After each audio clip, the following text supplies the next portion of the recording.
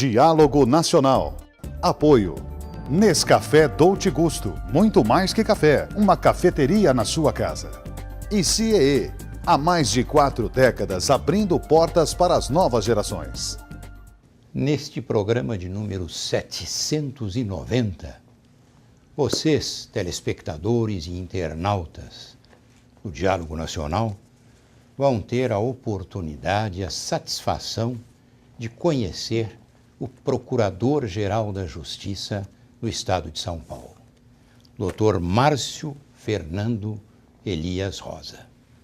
Que bom tê-lo aqui conosco para conversarmos sobre o Ministério Público e temas afins. É uma alegria, uma honra para o Ministério Público e para mim em especial, professor Rui, participar do Diálogo Nacional e poder me entrevistar com os nossos internautas e nossos telespectadores. Mas vamos conhecer um pouco mais quem é o nosso convidado. O Dr. Márcio Fernando Elias Rosa, ele nasceu em Ibiúna, aqui no estado de São Paulo. Ele é casado, bacharelou-se em Direito pela Faculdade de Direito de Bauru em 1985. Gostaria, doutor Márcio, que o senhor grifasse aí para os telespectadores fatos marcantes da sua infância, da sua juventude, da sua formação escolar. Pois é, todos nós carregamos aí experiências vividas, sobretudo na infância, na adolescência, não é? O homem adulto é um pouco daquilo que foi na infância, daí a importância da boa convivência familiar, da boa convivência social. E eu tive o privilégio de viver em paz, não é? Nos primeiros anos de minha vida, vivo até hoje. E no ambiente familiar é que constituímos aí os primeiros vínculos. Há alguns fatos marcantes, todos nós temos, não é? Mas o grande fato marcante talvez tenha sido uma ruptura que sofremos, não é, lá na década de 60, quando eu saí de Ibiúna e fui viver em Lençóis Paulista. Meu pai era escrivão de cartório, era tabelião de cartório, enfim, era oficial de cartório do Registro Civil e se tornou titular do cartório de Lençóis Paulista. E com isso, a família sai de Ibiúna e vai viver lá em Lençóis Paulista. Eu e meus 5 irmãos, né? 4 irmãs e um irmão. E aí isso representou uma ruptura, não é? Queria viver na casa dos meus avós, com os meus primos e tios, e passamos a viver lá em Lençóis Paulista. Isso foi necessidade de reconstruir, de restabelecer vínculos, não é? Depois, já na adolescência, ou já na vida adulta, estudando, né? O senhor mencionou que eu me formei em dezembro de 85, e há uma coincidência interessante. Eu colei grau em dezembro de 85, 23 de dezembro de 1985. E em 23 de dezembro de 1986, eu ingressava no Ministério Público, exatamente um ano depois, não é? Porque naquela época era possível fazer o ingresso na carreira do Ministério Público sem nenhum período de aguardo, de resguardo, lá de 3 anos, como hoje tem, em razão da Constituição da República. Então, uma outra coincidência interessante foi essa. Um período de um ano entre a formatura e o ingresso no Ministério Público. Agora, o que foi muito importante na minha vida pessoal e profissional foi o período de experiência profissional, porque eu comecei a trabalhar lá no cartório com meu pai, quando eu tinha 13 anos de idade, ainda que informalmente, é óbvio que eu não exercia todos os deveres que os demais que atuavam lá no cartório, né? Mas aquela experiência me foi muito rica e muito valiosa e eu devo isso a meu pai. O estudante de Direito, ele tem 5 anos, ele se forma, torna-se bacharel. E a partir daí ele tem pela frente ou ser advogado, para tanto ele precisa prestar o exame de ordem, ou ingressar na carreira de delegado de polícia, precisa prestar concurso, ou na magistratura também, ou no Ministério Público, que também é muito exigente e tem o concurso para o Ministério Público. A sua vocação para o Ministério Público, o senhor acaba de nos contar, surgiu principalmente frequentando o cartório do seu pai. E o senhor ingressou em dezembro de 86. Nunca teve inclinação para a magistratura, delegacia, para, enfim, tornar-se um grande advogado? Olha, eu sempre tive inclinação para esta vida do direito, mas na atividade pública e não privada. Não é? Sempre me interessei por prestar concurso para o Ministério Público, porque por convivência no meio jurídico. Naquela época, na década de 70, os cartórios funcionavam dentro dos fóruns. Não é? E toda a minha família paterna, enfim, é relacionada à atividade forense. Então, o meu avô, pai de meu pai, já era escrivão de cartório, aqui em Ibiúna, aqui do lado de São Paulo. Então, era natural que eu me interessasse ou pela magistratura ou pelo Ministério Público, né? Mas acabei me inclinando pelo Ministério Público também em razão dos grandes exemplos e bons exemplos de Ministério Público com os quais eu convivi, né? Na adolescência, na infância, enfim. Grandes promotores de justiça, na época eram promotores públicos que passaram por Lençóis Paulista e deixaram bons exemplos, não é? Me inspirava. Na faculdade de Direito também tive o privilégio de conviver com promotores de justiça, professores, e me interessava. De modo que fiz a faculdade, isso é importante, professor Rui, que haja uma definição do estudante de Direito por conta da vida profissional que ele quer seguir, porque fiz toda a faculdade já acompanhando os concursos de ingresso, desejando saber como é que eram feitos os exames, para que quando eu estivesse habilitado, eu pudesse me inscrever, e foi o que se deu. No Ministério Público, Dr. Márcio Fernando Elias Rosa, eu diria, é um vitorioso. Prestou concurso, foi aprovado e passou por comarcas como Apiaí, Sumaré, Barueri, chegando à capital, onde ele assumiu a Promotoria de Justiça Criminal de Santo Amaro. Posteriormente, a Promotoria de Justiça da Cidadania, hoje Patrimônio Público e Social. E em 2009, graças aos seus méritos, ele foi promovido a Procurador da Justiça. E 3 anos depois, em 2012, ele assumiu o cargo, as elevadas funções de Procurador-Geral. Como está o Ministério Público hoje? Como é que está o clima? Como é que está a carreira? O Ministério Público vai bem, obrigado, né? Mas isso não significa que não enfrente muitas dificuldades, mas vem superando. O Ministério Público, o senhor sabe, tem um passado de lutas muito positivo e com resultados muito positivos. O Ministério Público ele se fortificou, se solidificou no Brasil, realizando um trabalho de interesse social, de grande repercussão, não apenas jurídica, mas social, sobretudo. De todas as instituições públicas, seguramente a que tem maior proximidade com a sociedade civil, com os homens e com a sociedade civil.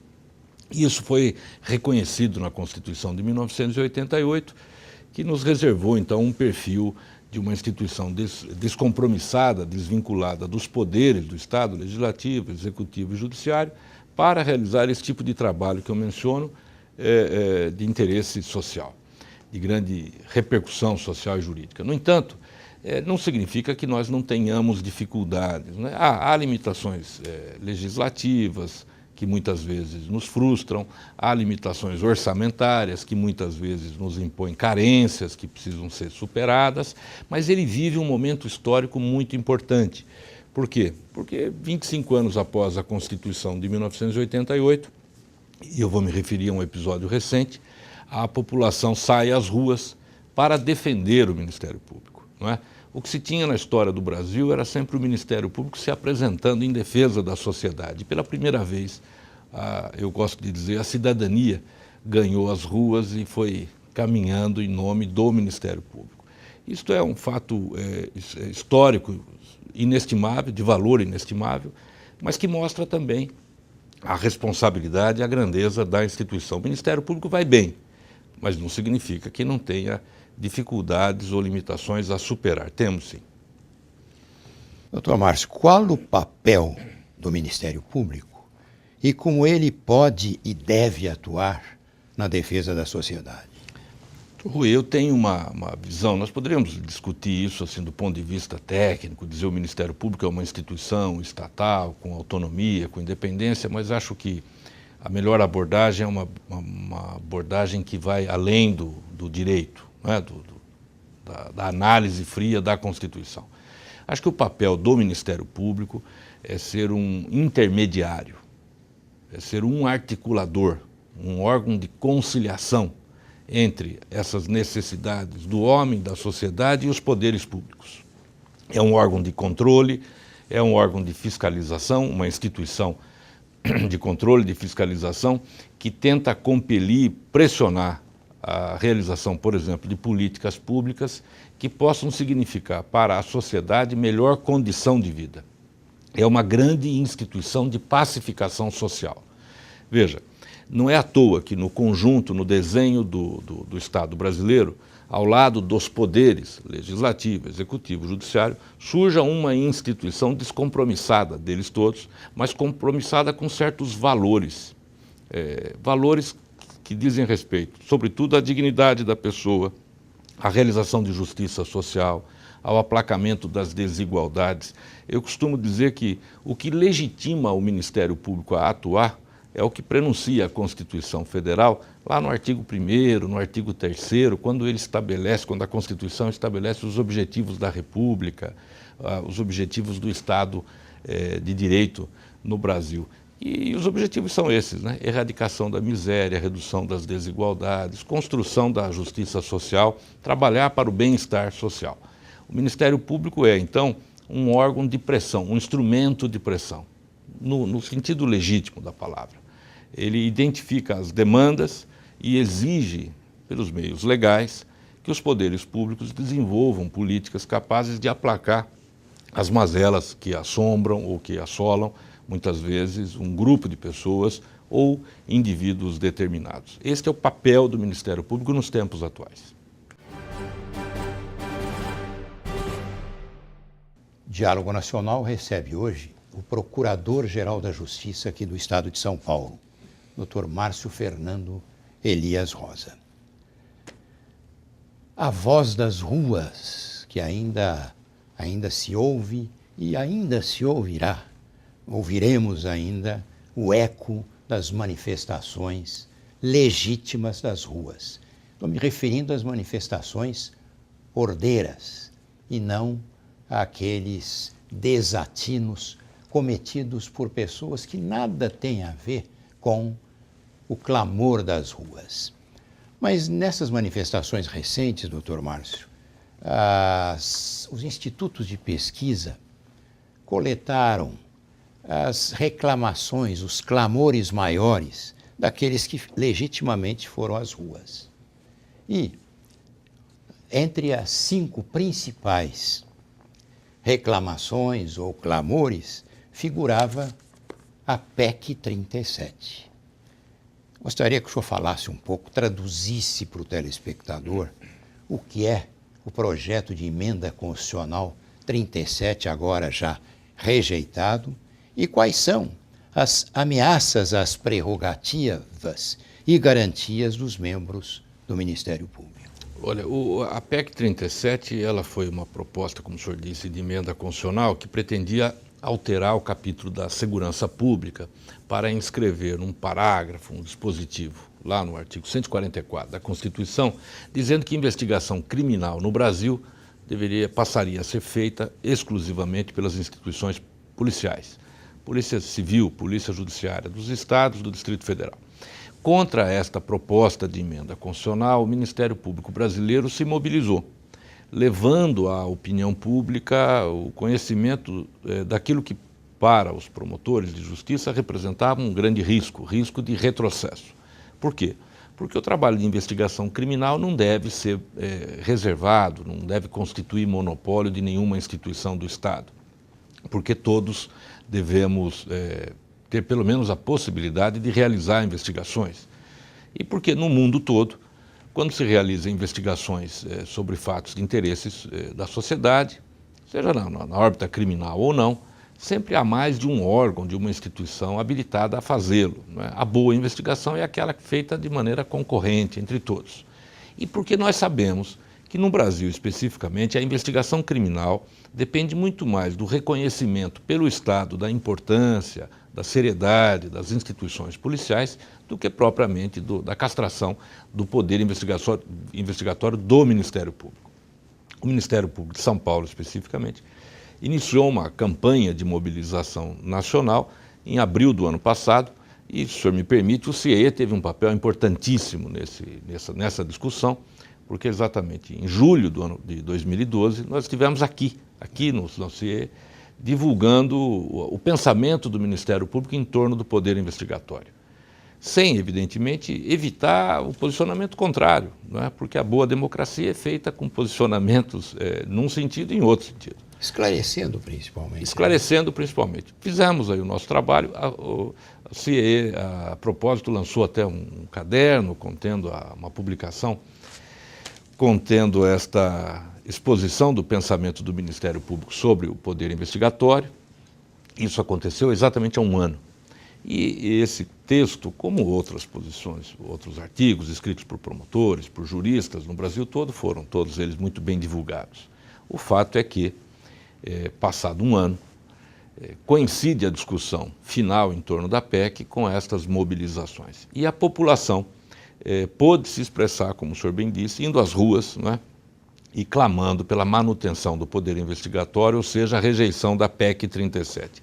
Volto a dizer, foi um momento histórico importantíssimo que, pela primeira vez, a população sai às ruas em defesa do Ministério Público e não o contrário. Nós é que frequentamos normalmente os tribunais em defesa da sociedade.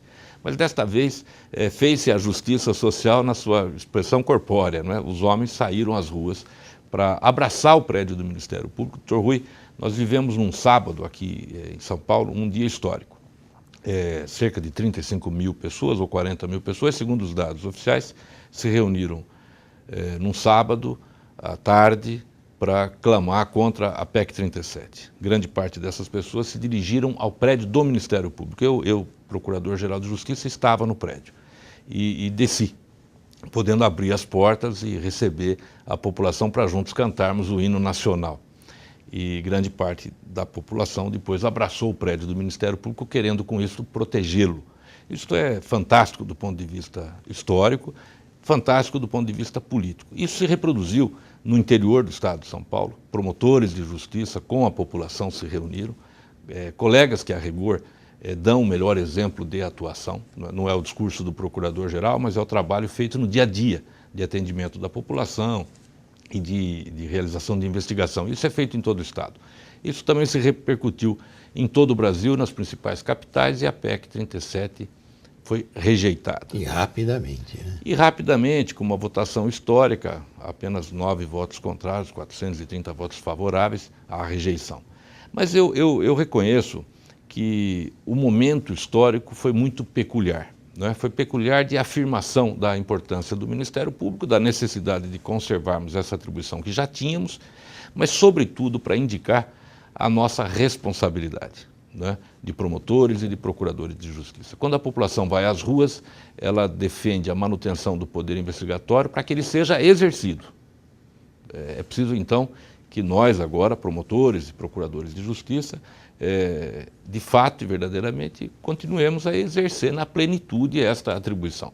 Há outros riscos, né, como o senhor mencionou, de restrição das nossas prerrogativas ou de garantias que vêm sendo enfrentados. Eu não tenho receio algum de que a classe política saberá compreender a necessidade de conservação dessas garantias. Eu lhe dou um exemplo, se me permite. Desde sempre, os juízes de direito contam com uma garantia chamada de vitaliciedade, que se estende aos promotores de justiça. A vitaliciedade faz com que a perda do cargo, a demissão do membro do Ministério Público da Magistratura, somente se dê por decisão judicial, como forma de estabelecer uma garantia para o juiz ou para o promotor de justiça contra a demissão imotivada, feita sem justo motivo, sem justa razão. O que se quer estabelecer, há uma proposta de emenda constitucional, é a PEC 75, é a possibilidade de a demissão se dar no plano administrativo. No Ministério Público. No Ministério Público, pelo Conselho Nacional do Ministério Público. Nós já fizemos manifestações públicas, emitimos uma nota técnica, inclusive, eu digo nós, o Ministério Público de São Paulo, mas todo o Ministério Público brasileiro já se mobilizou contra esta proposta de emenda constitucional e eu diria ao senhor que é muito provável que ela também seja superada agora no mês de agosto, nas próximas semanas. Por quê? Porque ela é de manifesta inconstitucionalidade e incompatibilidade com o sistema. Quando se diz que um juiz de direito ou um promotor não pode perder o cargo, senão por decisão judicial, o que se quer proteger não é a pessoa física do promotor, mas o exercício na plenitude das suas responsabilidades. É preciso que o promotor tenha independência, imparcialidade, garantias ligadas ao exercício profissional, a inamovibilidade. Isso se aplica também aos juízes. Me parece que a classe política já reconhece a inadequação dessa proposta e ela deve ser também rejeitada. Sobre a PEC 37, o Dr. Márcio mencionou esta palestra que ele proferiu aqui na sede do Centro de Integração Empresa-Escola. Foi uma noite até memorável, um auditório lotado e, posteriormente, como acontece nos fóruns sobre a realidade brasileira, o Centro de Integração Empresa-Escola editou esta coleção 128 da coleção CIEE. Hoje, nós estaremos oferecendo a todos os telespectadores que enviarem e-mail comentando o programa de hoje, comentando a fala do Dr. Márcio Fernando Elias Rosa, mandem um e-mail para os endereços que estão aí na tela. Nós teremos a satisfação de enviar um exemplar deste O Poder de Investigação do Ministério Público. O objetivo é realmente bem informar o público. Doutor Márcio, mas além da PEC 37 e da PEC 75, existe também um projeto de emenda à Constituição aqui de São Paulo, a PEC 1 de 2013, transferindo para o Procurador-Geral da Justiça o poder dos promotores de justiça processarem agentes públicos, prefeitos, deputados estaduais. Como é que o senhor pensa e como é que está, no momento, tramitando esse projeto? Professor Rui, o senhor mencionou há pouco como é que estava o Ministério Público. Eu disse, ele vai muito bem, mas com dificuldades. Não é? Esse histórico de propostas de reformas constitucionais mostram como são grandes as nossas dificuldades. Esta proposta de emenda constitucional tramita aqui na Assembleia Legislativa do Estado de São Paulo e quer, em poucas palavras, retirar dos promotores de justiça a possibilidade de investigar o cometimento de improbidade administrativa cometidos por prefeitos, atribuindo-os ao Procurador-Geral. E eu, que sou Procurador-Geral, digo ao senhor, eu não quero. Né? Não é razoável, não é bom. Não irá facilitar e nem melhorar a responsabilização de agentes políticos ímprobos, aqueles que cometem improbidade administrativa. Por isso tenho me posicionado contrariamente. Creio, de novo, que já há suficiente conscientização da nossa querida Assembleia Legislativa no sentido de rejeitar também esta proposta de emenda constitucional. Eu reconheço, doutor Rui, isso é importante que fique claro. E reconheço que cabe ao Poder Legislativo, Congresso Nacional, Assembleia Legislativa, câmaras municipais, o trabalho de refletir sobre a realidade política e realidade brasileira, discutir propostas de inovações, de modernização, de aperfeiçoamento, que nunca possam, no entanto, representar retrocessos inconciliáveis com o Estado democrático de direito. É o caso desta proposta. É legítima a discussão, é legítimo o debate que se estabelece em torno da atuação do Ministério Público, mas eu não reconheço como positivo uma inovação dessa natureza, porque, na verdade, não se quer atribuir ao Procurador-Geral a possibilidade de investigar. O que se quer é suprimir dos promotores a possibilidade de que o façam, o que vai representar o retardamento das investigações, a dificuldade na produção das provas e, muitas vezes, a prescrição, não é? Acho que o propósito daquele que idealizou a proposta pode não ter sido este, mas este é o resultado que se pode alcançar. Não é? Por isso é que eu, muito embora reconheça que cabe ao Legislativo essa discussão permanente, o Ministério Público não é refratário a isso, o Legislativo é essencial para o regime democrático, eu não creio que ela venha a ser aprovada, porque ela traria, essa proposta, um resultado indesejável. Não aperfeiçoa o mecanismo de responsabilização, ao contrário, pode fragilizar ainda mais a aplicação da lei.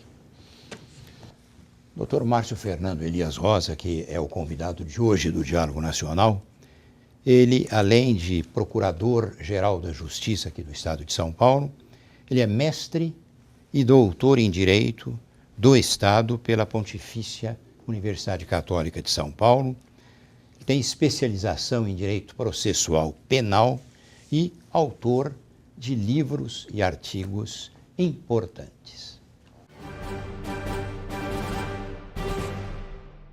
O Alexandre Altenfelder, da redação do Diálogo Nacional, vai nos dar agora qual é a boa notícia desta semana.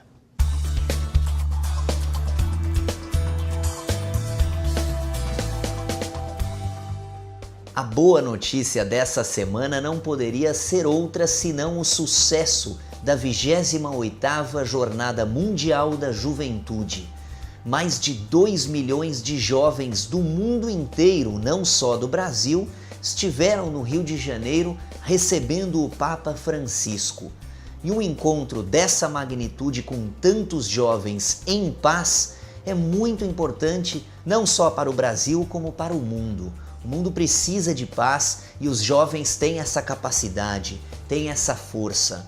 Vamos esperar que nos próximos eventos aqui no Brasil, como a Copa do Mundo, como também as Olimpíadas em 2016 e outros eventos, sejam focados pelos jovens com esse espírito de paz. Isso é uma excelente notícia e que merece o destaque da boa notícia dessa semana do Diálogo Nacional.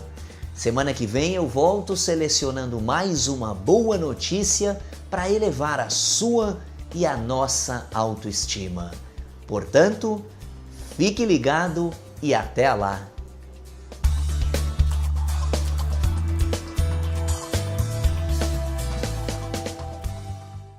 Procurador-Geral da Justiça do Estado de São Paulo, Dr. Márcio Fernando Elias Rosa, é hoje o convidado do Diálogo Nacional. Dr. Márcio, em relação então à PEC Paulista 1/2013, tudo em ordem, né?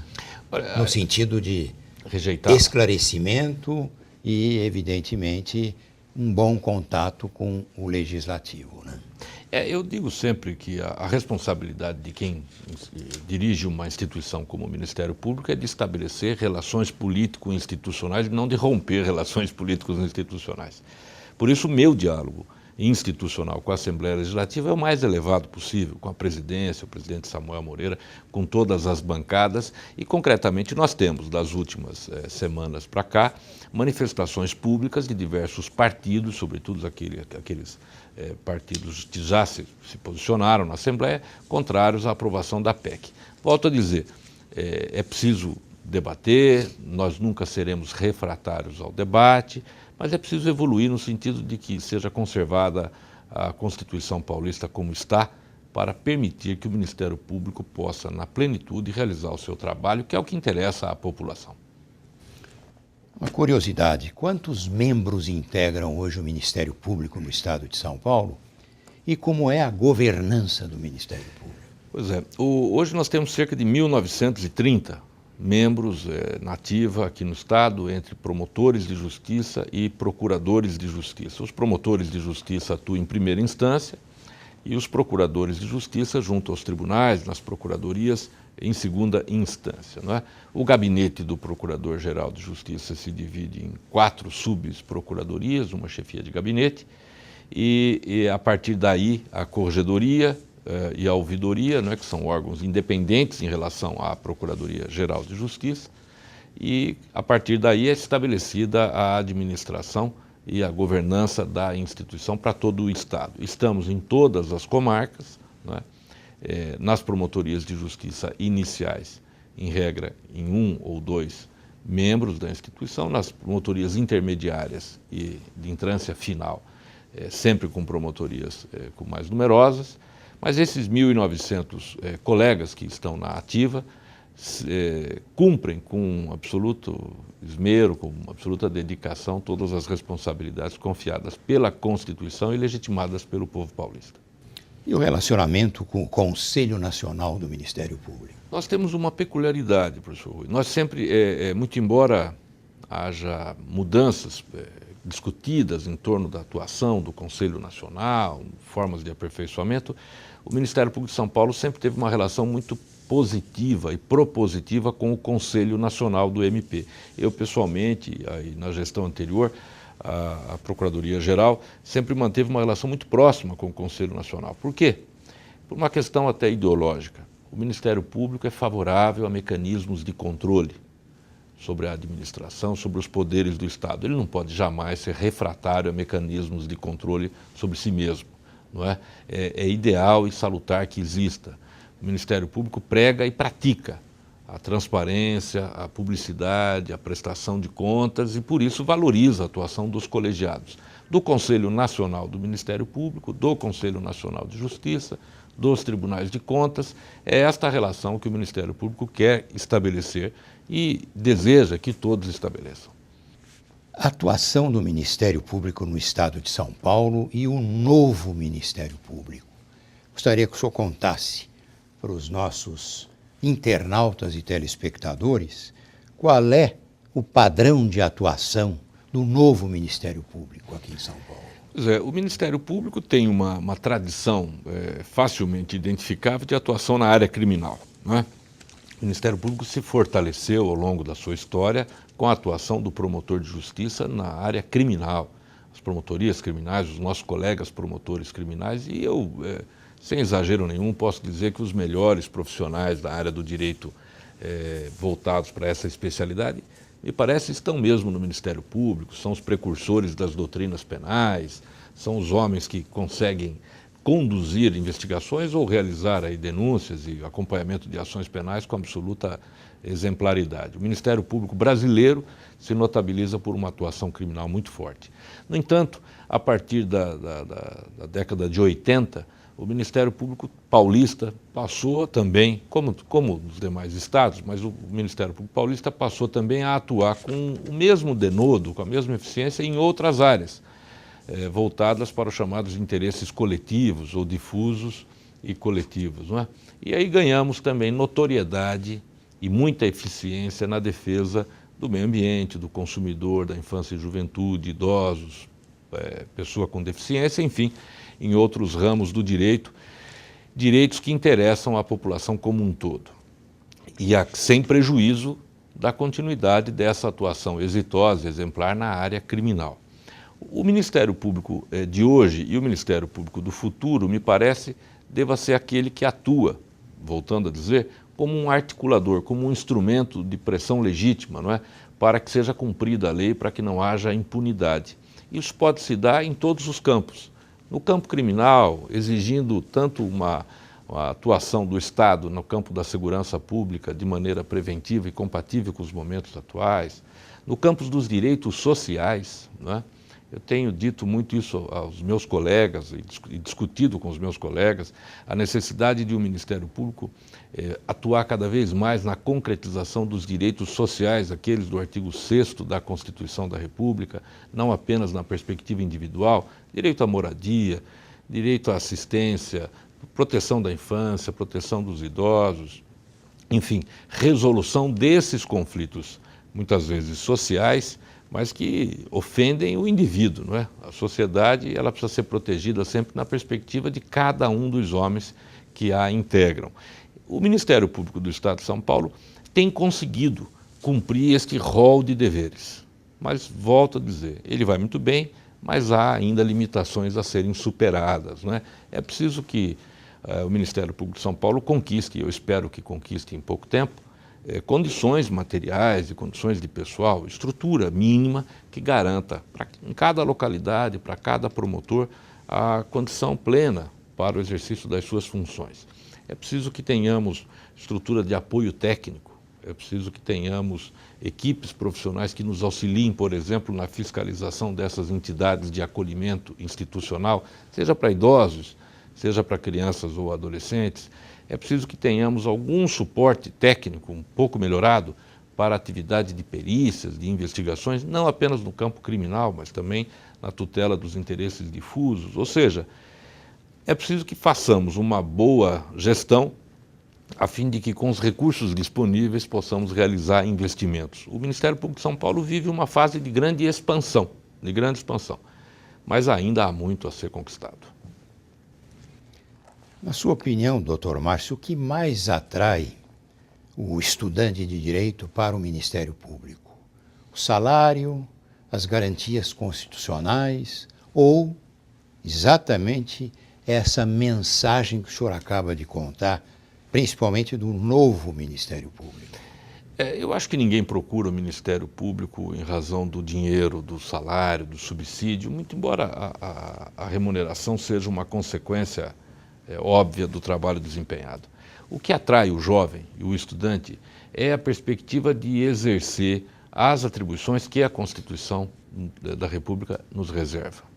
Todas as carreiras públicas, todo o exercício do profissional do direito é nobre e é digno. O senhor é uma referência também nesta área, sabe disso, não é? A advocacia privada, a advocacia pública, as carreiras policiais, a Procuradoria do Estado, a magistratura, a defensoria, todas são nobres e dignas.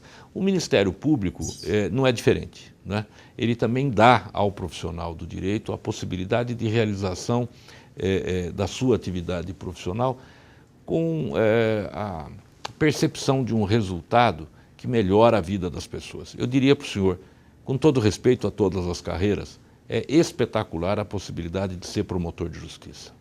É a possibilidade concreta de realizar a justiça ou de exigir que a justiça seja realizada. Seja quando o promotor de justiça atende um necessitado no seu gabinete, seja quando ele promove uma denúncia, seja quando ele promove uma ação civil pública, realiza uma audiência pública ou expede uma recomendação. O Ministério Público é um poder, não do Estado, como o Legislativo, o Judiciário, mas é um poder da sociedade. E é um poder que se estabelece toda vez que um promotor atua, com independência e com muita técnica, que é o que se passa no Estado de São Paulo nos dias que correm. Por isso é espetacular do ponto de vista pessoal. Eu diria para o nosso estudante de Direito que conheça o Ministério Público e conheça a possibilidade concreta de ser promotor de justiça. Estude muito para isso e venha ao Ministério Público. A sociedade precisa do Ministério Público forte e o Ministério Público precisa dessa capacidade renovadora que a juventude sempre agrega e representa. Procurador-Geral da Justiça do Estado de São Paulo, Dr. Márcio Fernando Elias Rosa, é hoje o convidado do Diálogo Nacional. Nós nos referíamos, Dr. Márcio, à palestra que o senhor proferiu aqui no Teatro do Centro de Integração Empresa e Escola sobre o poder de investigação do Ministério Público. E nos debates, uma das pessoas presentes é a respeitada, a nossa amiga comum, professora Maria Garcia. Professora Maria Garcia, nos debates, ela perguntou ao Dr. Márcio, aliás, ela fez a seguinte pergunta. A convite do saudoso ministro Domingos Franciulli Neto, disse a Maria Garcia, fiz todo o trabalho de atualização da monumental obra do professor Meirelles Teixeira. Já que Vossa Excelência expandiu o tema e não se concentrou em um tema específico, a pergunta recai sobre o Ministério Público e a população de rua. E a pergunta, há um direito de morar na rua? Pois é. A professora Maria Garcia, me permita só um registro histórico, ela foi minha professora, minha orientadora de mestrado, de doutorado, e eu não me canso de dizer, seguramente é o melhor e mais rico exemplo de magistério que nós temos aqui no meio jurídico, não é? E foi a grande atualizadora, é a grande atualizadora da obra do constitucionalista Meirelles Teixeira, cuja cadeira é ocupada pelo senhor na Academia Paulista de Letras Jurídicas, não é? Que foi meu professor também. que foi seu professor. Veja que nós temos Maria Garcia, Meirelles Teixeira, o senhor, não é? Um conjunto, uma coincidência muito rica no meio jurídico, e eu rendo então a minha homenagem a todos. Eu estudei pela obra de Meirelles Teixeira, seguindo as orientações de Maria Garcia, por isso sou um privilegiado, só tenho que agradecer. A professora Maria Garcia, nesse nosso encontro público aqui no CIE, no auditório do CIE, me pergunta sobre o direito de moradia. Há um direito de moradia? Esse é um tema muito atual, sobretudo nas grandes cidades brasileiras. E eu, na ocasião, disse a ela, e repito aqui, eu acho que o cidadão, ele pode optar por uma vida sem o apego às tradições, não é? Vivendo, por exemplo, na rua, desde que esteja na sua consciência, no seu juízo perfeito de valor. Desde que ele o faça por um convencimento pessoal, por uma opção política, uma opção de contestação. Eu gosto de citar que há as figuras filosóficas, não é? daquele que se distancia do meio social para viver isolado. Não é o que se passa, infelizmente, nos grandes centros urbanos brasileiros. Muitos estão vivendo nas ruas por absoluta falta de assistência, por absoluta falta de oportunidade ou de inclusão nos processos normais de civilização. Ou é o consumo de droga, ou é a falta de vínculos familiares, ou é a absoluta ausência do Estado para lhe garantir condições mínimas de vida com dignidade. Não é uma opção voluntária, é uma imposição da sociedade moderna, da sociedade contemporânea, e nesse sentido o Estado deve intervir para reverter os quadros. Ninguém tem o direito de abrir mão da sua condição de pessoa humana. Ninguém tem o direito. Ninguém pode deixar de lado a sua condição humana para viver numa situação ultrajante. E o Estado não pode, nem as instituições podem, se omitir diante deste flagelo. É preciso tentar reverter, não é?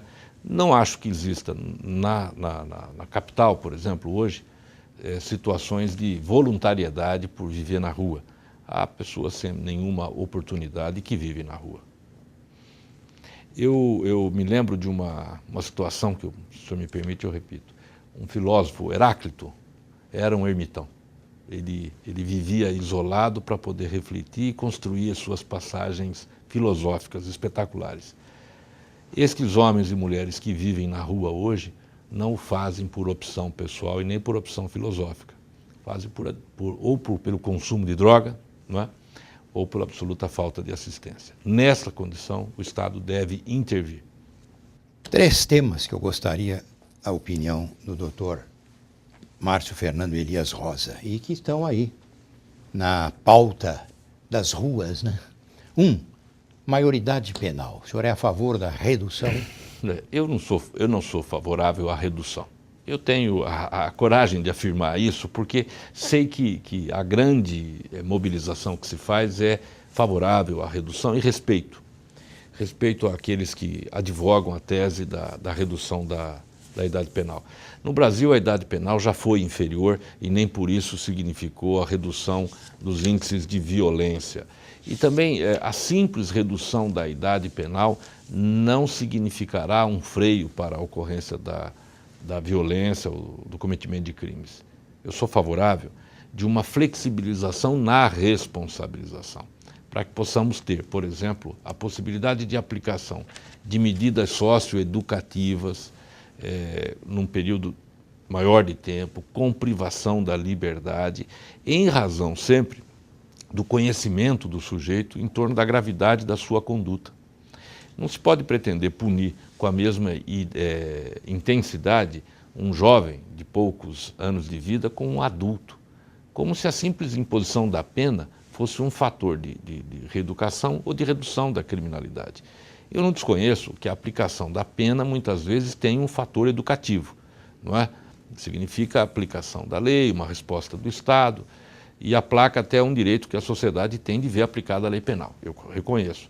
Mas acho que a simples redução da idade penal não é um fator de diminuição da violência. O que diminui a violência é uma atuação do Estado um pouco mais positiva em torno da segurança pública e da polícia judiciária, sobretudo. A corrupção. Qual é o melhor remédio para se combater a corrupção? Eu me refiro ao Código Penal, né? Recentemente, o nosso amigo comum, desembargador já aposentado, Walter Fanganiello Mairovich, publicou na sua coluna da Carta Capital um artigo onde ele diz que o Brasil transformou a corrupção em crime hediondo. Mas a experiência europeia mostra ser mais eficaz atacar o patrimônio dos corruptos e corruptores. A corrupção é um mal que presente em qualquer sociedade. Né? Não há Estado que não registre a ocorrência de corrupção. Eu costumo até usar uma frase de efeito.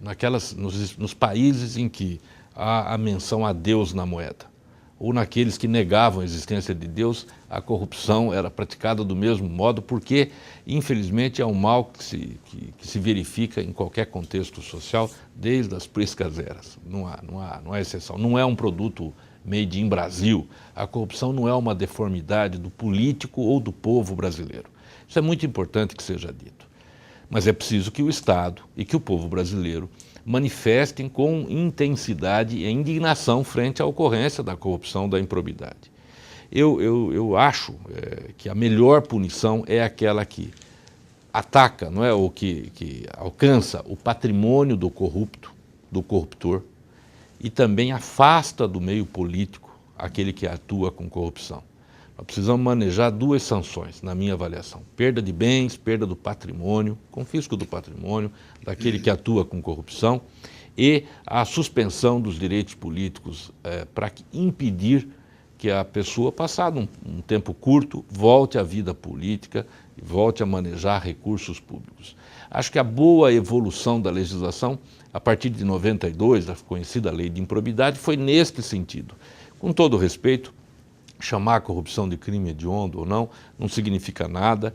Se um agente do Estado, e eu digo ao senhor, não apenas parlamentares, chefes do executivo, mas também juízes de direito, promotores de justiça, ou seja, qualquer pessoa que maneja a função pública, comete atos de corrupção, ele deve ser condenado à perda do patrimônio e à privação da vida pública. Vai exercer atividade privada, não é? Pode exercer aí o comércio, coisa do gênero, mas não pode exercer atividades de interesse social. As manifestações públicas. De um lado, nós temos o aspecto legítimo, como dissemos no início do nosso programa. Porém, infiltrado entre os manifestantes legítimos, entre o exercício da cidadania, existem os vândalos, não é? E o Estado democrático de direito, a democracia, não podem conviver com atos de vandalismo, sob o risco de repente, termos aí a anomia. Não é? O Ministério Público está preparado, doutor Márcio, para punir, ou pelo menos solicitar, exigir a punição daqueles que cometem crimes nesses movimentos? Nós estamos preparados, estamos buscando isto, exigindo que o Estado faça. Nas situações havidas aí nos últimos 30 dias aqui em São Paulo, nós já recebemos, tanto da Polícia Militar quanto da Polícia Civil, boa parte das identificações das pessoas que estavam praticando atos de vandalismo em meio a esse exercício democrático de manifestação do pensamento, não é? O direito de reunião, o direito de expressão da sua opinião, o direito cívico de mobilização, não é?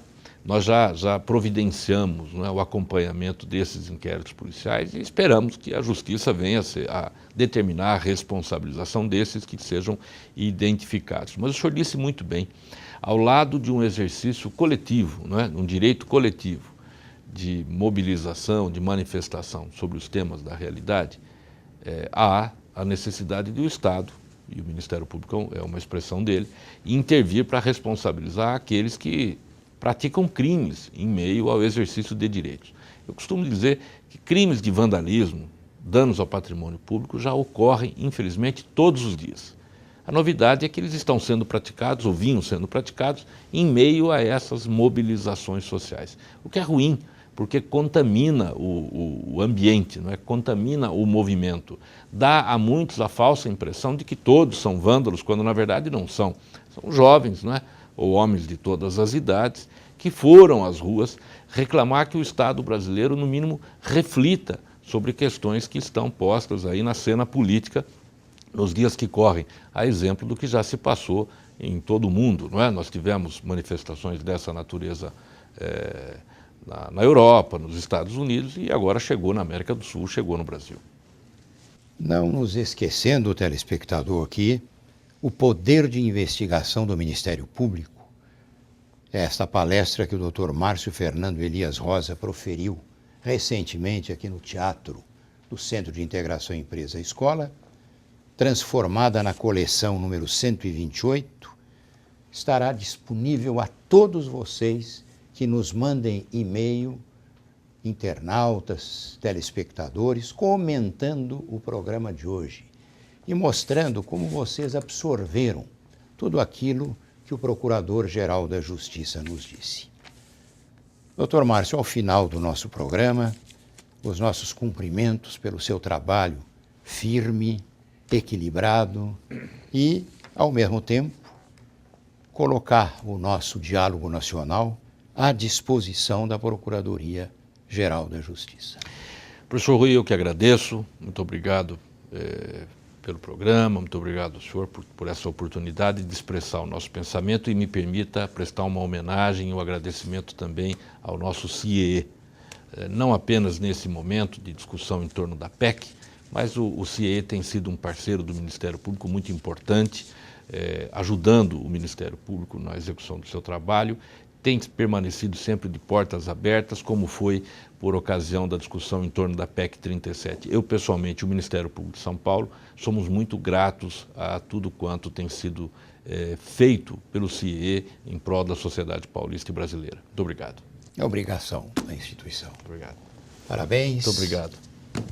E até o nosso próximo programa.